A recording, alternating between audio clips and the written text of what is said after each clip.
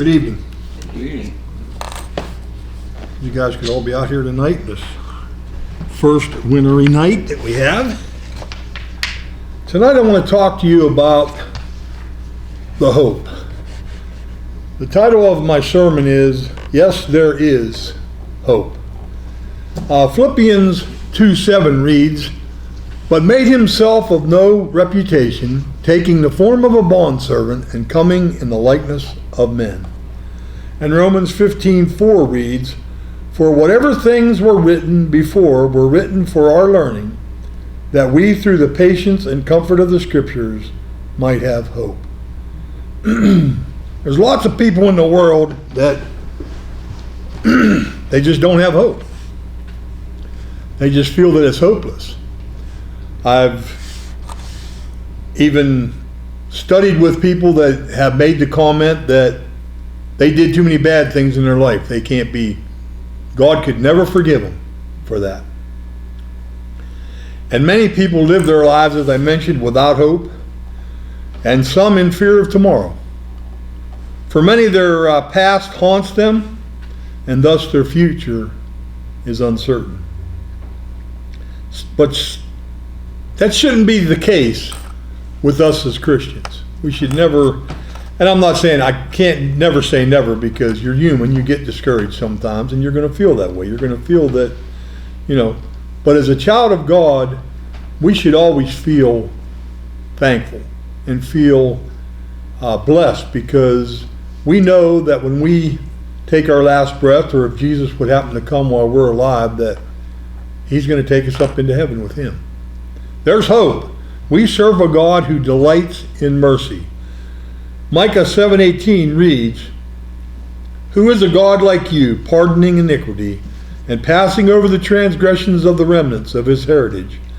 He does not retain His anger forever, because He delights in mercy.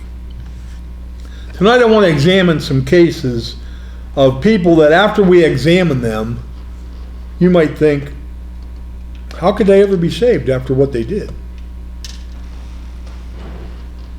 Lot is one of them. It starts out with a story of Abraham, or Abram. Abram is contacted by God. He says, and this story really amazes me every time I read it. God says, load up everything you own, all your possessions, all your relatives, and head out. And I'll tell you when you get there. That just astonishes me, the faith that Abram had in God, that he could actually do that. And that's found in Genesis 13, 1 through 3. He takes his family, as I mentioned, and all his possessions, I'm going to paraphrase this, and they go to where God sends them. And then when they get there, he takes his relative Lot with him. And when they get there, they are blessed so richly that both men's possessions grow to a point where they are fighting over land. Their herdsmen are fighting over places to take their herds and everything like that. Now that tells you something about this story. Abraham listened to God. If we listen to God and we do what He tells us to do, we're going to be blessed. We will be blessed. But then Lot, they sit down and they decide, well, let's split this up. And Abram takes the position that you take whatever you want and I'll take what's left. So there's no bickering or no arguing or no fighting. So Lot looks and he sees the plush ground near Sodom, and he makes the mistake of taking that property and leaving the property that wasn't so good, but Abram was already blessed, so he didn't really need to worry about it. Whatever he did or wherever he went, God was going to bless him. And we all know what happens. He's in Sodom. It gets so bad that an angel of God comes, men come to his house, and the men of the city try to break in so they can have sexual relations with those angels. And what does Lot do? Oh, he offers his daughter. Take my daughter.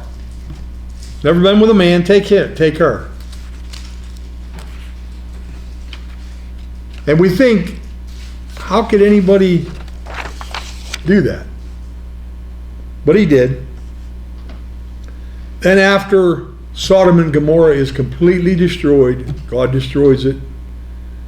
And we know that Lot's wife looks back and she is turned into a pillar of salt. But then after that, his daughters decide to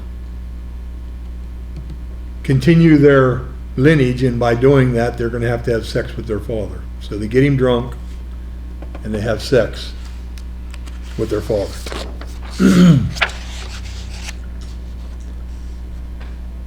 And both of them are with child.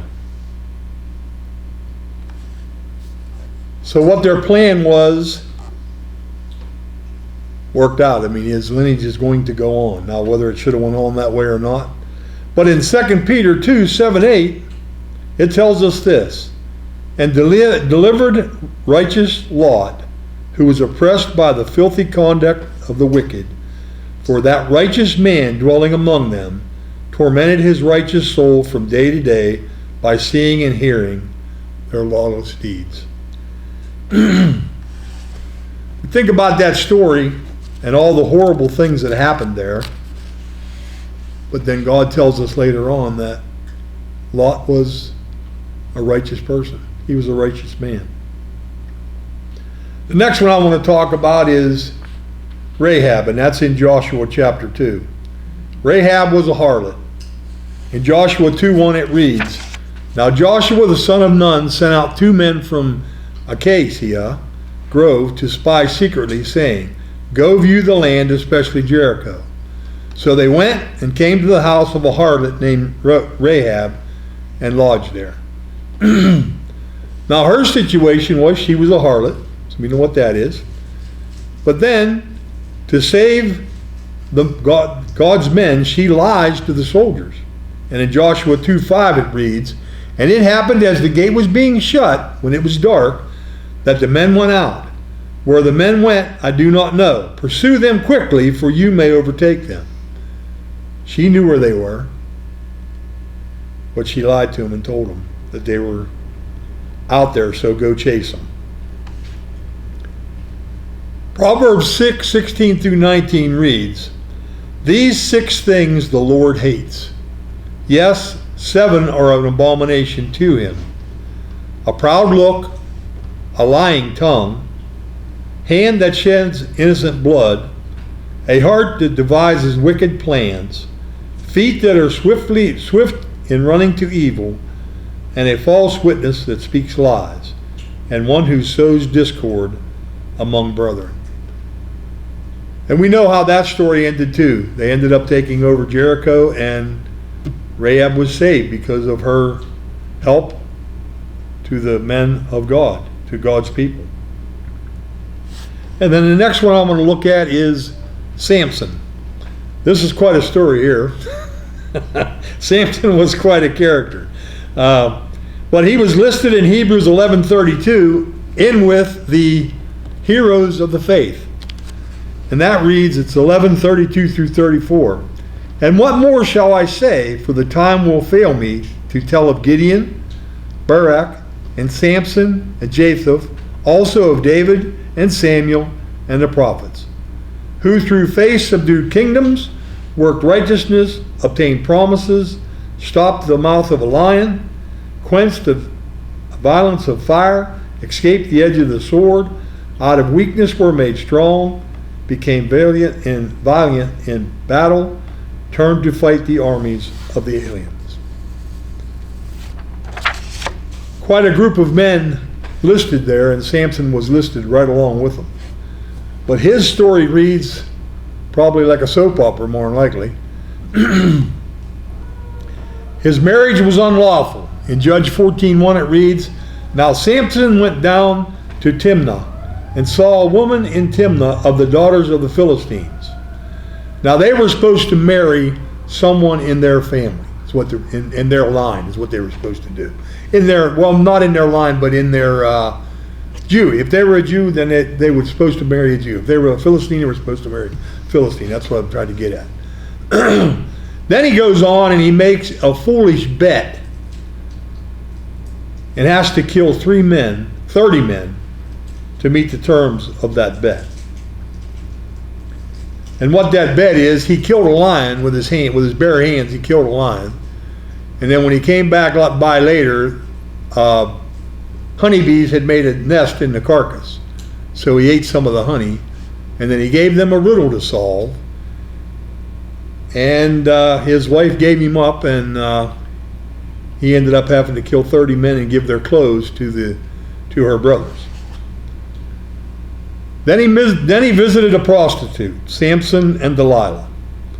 Now Samson went to Gaza and saw a harlot there and went into her. He shacks up with Delilah, and in Judges 16:4 through 25, I won't read the whole thing, but afterwards it happened that he loved the woman in the valley of Sorek, whose name was Delilah. And the lords of the Philistines came up to her and said to her, entice him and find out where his great strength lies, and by what means we may overpower him, that we may bind him to afflict him, and every one of us will give you 1,100 pieces of silver.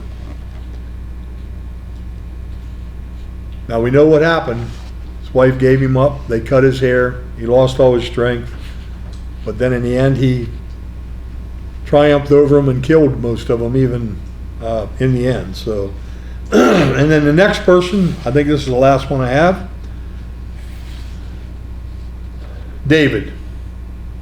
The world was not worthy of men like him. That's found in Hebrews 11:32 through 38. 32 and 38, I'm sorry. And that reads, and what more shall I say, for the time would fail me to tell of Gideon and Barak and Samson and Jephthah, also of David and Samuel and of the prophets, of whom the world was not worthy. They wandered in deserts and mountains and dens and caves of the earth. But David's story also reads like a soap opera. He sees Bathsheba bathing, he lusts, then he takes it a step further, has her brought to him, has sex with her. Then he gets a letter, I'm with child. So then he connives and he kills her husband.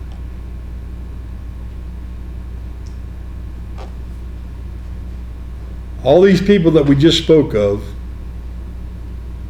have done some pretty terrible things. But they still had hope because God forgave them.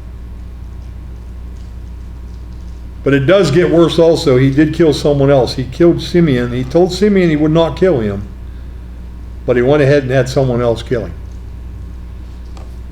So David, like I said, his story reads like a soap opera.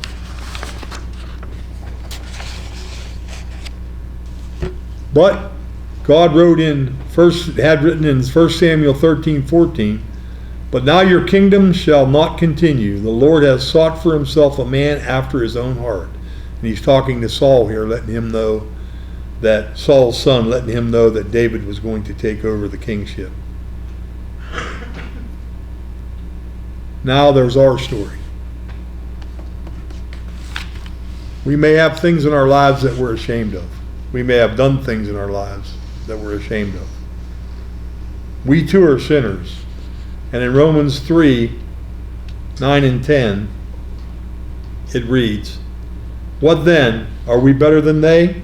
Not at all, for we have previously charged both Jews and Greeks that they are all under sin. And then 23 reads, for all have sinned and fallen short of the glory of God. It's also written, there is none righteous, no, not one.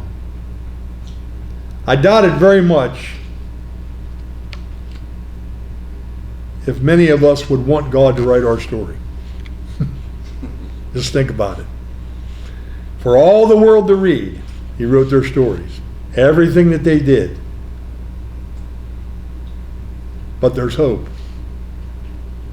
Because God is a forgiving God. He will forgive us. In Ephesians 1:7 it reads, "In him we have redemption through his blood, the forgiveness of sins, according to the riches of his grace." Tonight, if you're outside of Christ, you're without God, and you are without hope if you're outside of Christ. Ephesians 1:7 reads, "In him we have redemption through his blood, the forgiveness of sin, according to the riches of his grace." However, if you're a Christian and you're walking in the light, we can rest assured that we are forgiven, and that we do have redemption in heaven. Don't leave without having hope that God is freely offering tonight. If you have a need, please come as we stand and sing.